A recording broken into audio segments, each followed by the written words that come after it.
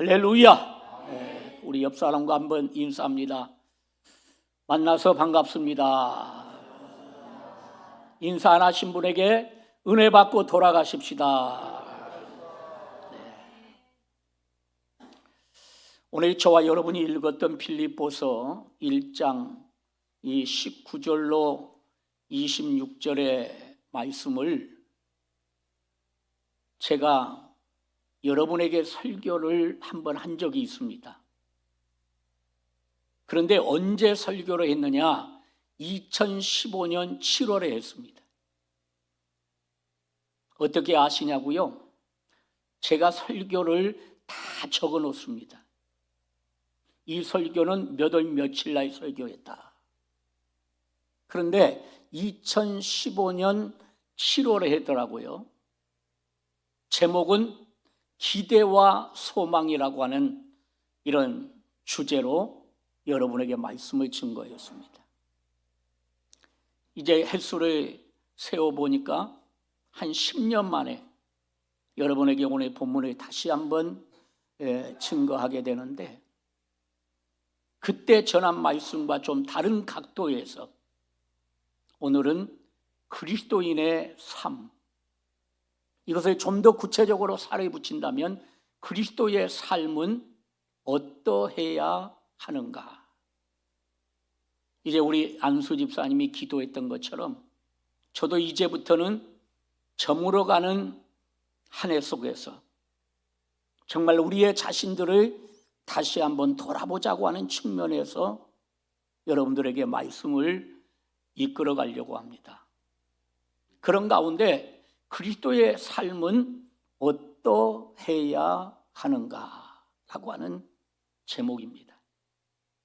자, 오늘 읽었던 본문 말씀은 바울로 하여금 훌륭한 하나님의 사람이 되게 했던 그의 인생관으로서 바울은 자신이 처한 환경을 통해서 자신의 삶이 어떠한 삶인지, 또 어떠한 삶을 살아야 하는지를 재점검하고 있는 말씀입니다. 그렇습니다. 우리가 성경 66권 한 구절 한 구절, 어느 한 구절이라도 값지고 귀중하지 않는 것이 없습니다마는 저는 오늘 본문을 삶의 목표와 목회 철학으로 삼고 있습니다. 이 시간 저와 여러분들이 이 바울의 삶을 통하여서 하나님의 뜻을 쫓아 살려고 하는 우리 성도 여러분에게도 큰 은혜가 되시기를 바랍니다. 오늘은 여러분들에게 한 가지만 말씀을 드리겠습니다. 한번 따라서 해보십시다. 항상 부끄러움 없는 삶을 살아야 합니다.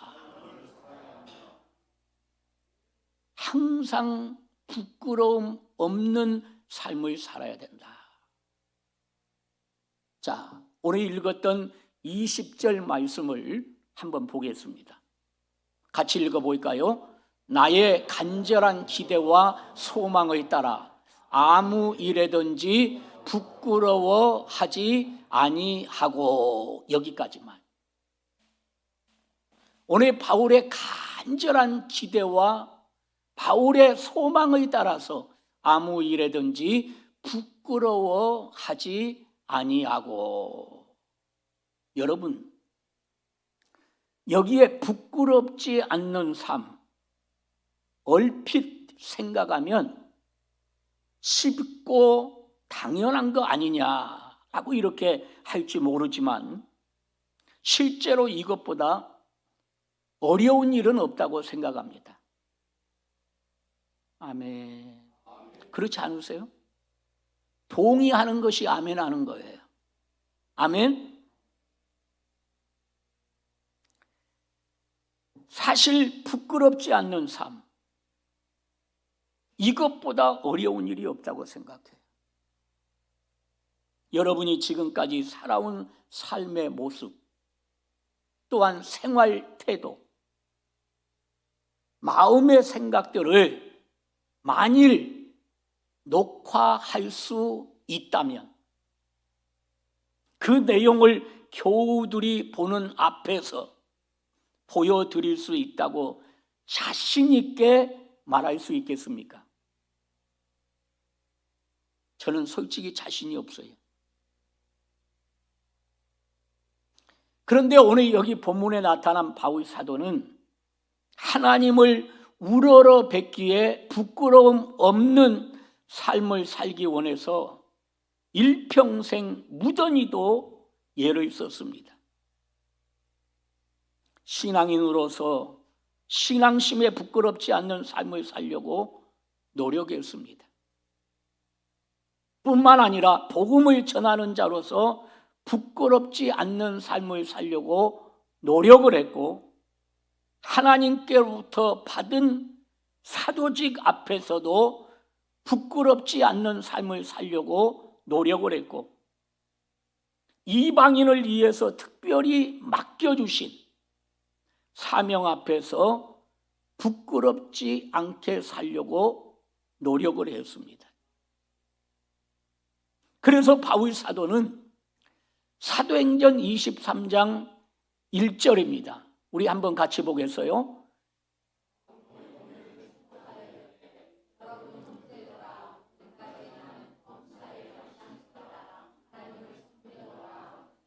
아멘.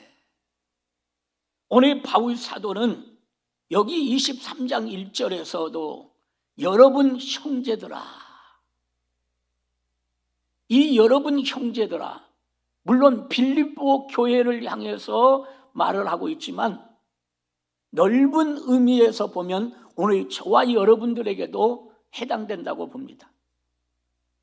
여기에 보면 여러분 형제들아, 오늘까지 나는 범사에 양심을 따라 하나님을 섬겼노라.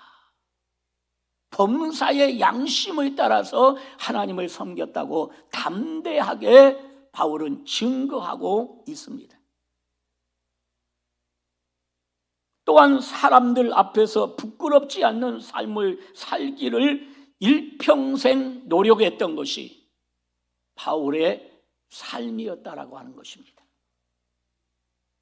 그래서 저는 여러분들에게 늘 말하지만 바울이라고 하는 사람을 바라볼 때마다 고개가 숙여지고, 바울이라고 하는 삶을 바라볼 때마다 저분은 참 이대한 사람이다 라고 하는 말을 제가 여러분들에게 참 많이 했지요. 그러면 결과적으로 이대한 바울을 누가 만들어 갔느냐라고 하는 것입니다. 그것은 바로 예수 그리스도였다라고 하는 것입니다. 여러분도 오늘, 저도 오늘 이 말씀을 들으면서 각자의 주어진 사명 속에서 각자의 이치에서 어떤 환경을 만나든지 하나님 아버지 앞에서 결과적인 결론은 부끄럽지 않는 삶을 살려고 노력하는 우리 모두가 되기를 주의 이름으로 축원합니다. 그뿐만이 아니었어요.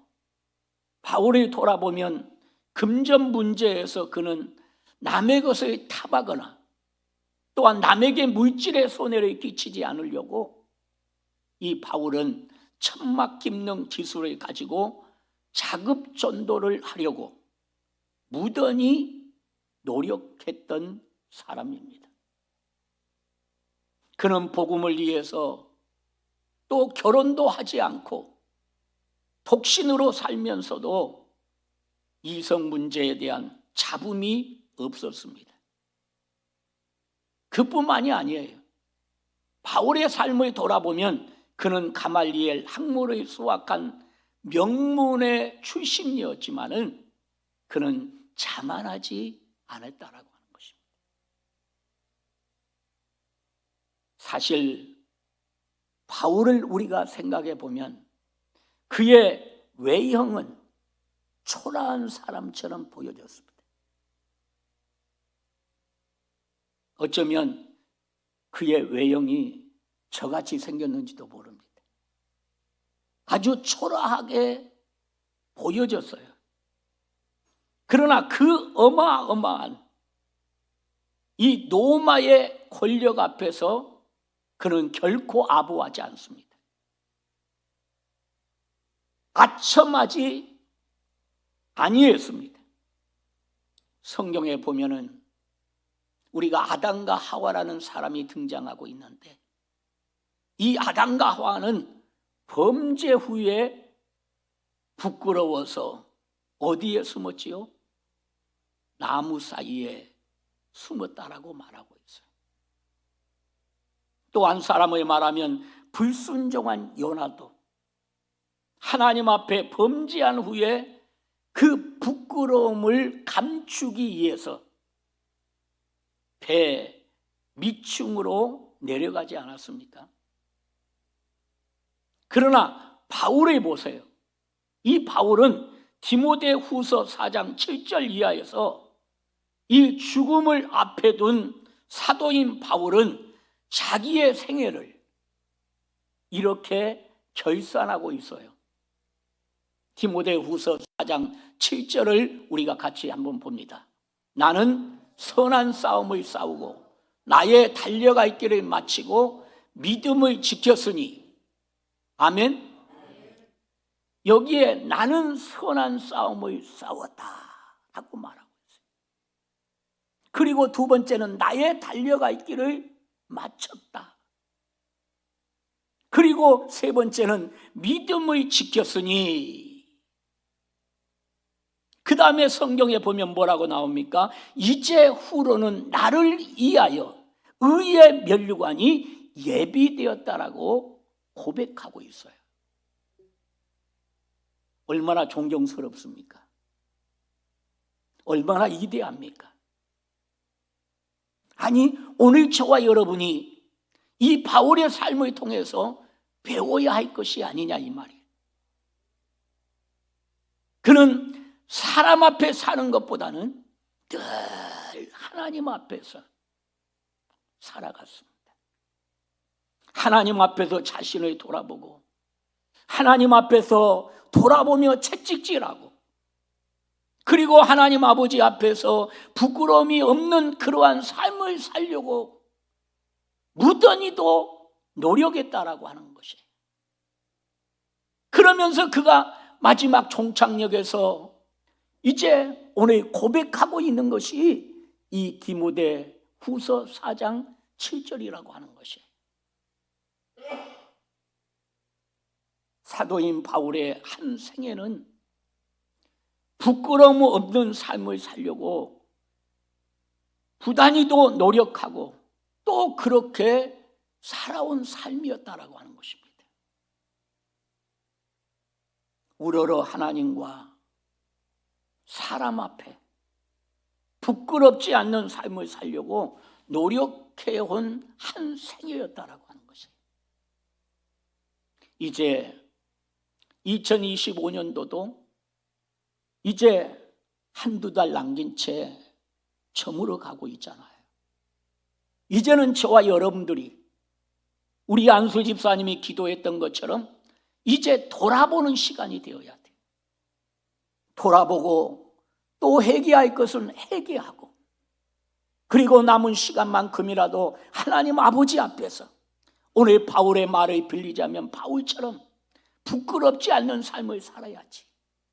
내가 그동안 하나님 앞에 직분자로서, 그동안 하나님 아버지 앞에 성도로서 정말 내가 하나님 앞에서 하지 못한 것이 있다면 더 열심히 정말 하나님을 섬겨야지, 헌신해야지, 섬겨야지, 봉사해야지 하는 그러한 시간들이 저와 여러분들에게 있어야 한다라고 하는 것이에요.